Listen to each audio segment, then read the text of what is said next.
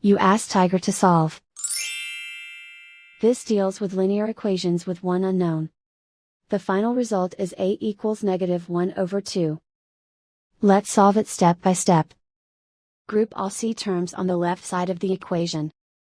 Subtract 7/4a from both sides. Group like terms. Divide fraction for addition. Simplify the arithmetic.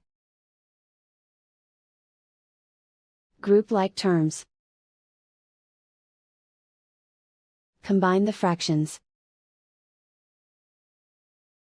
Combine the numerators.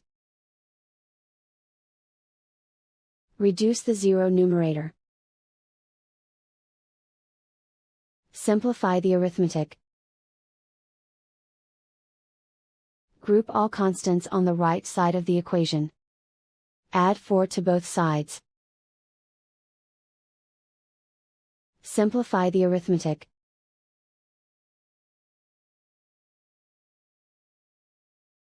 Isolate the c. Divide both sides by -2.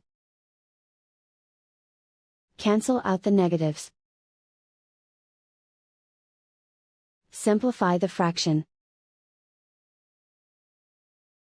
Move the negative sign from the denominator to the numerator.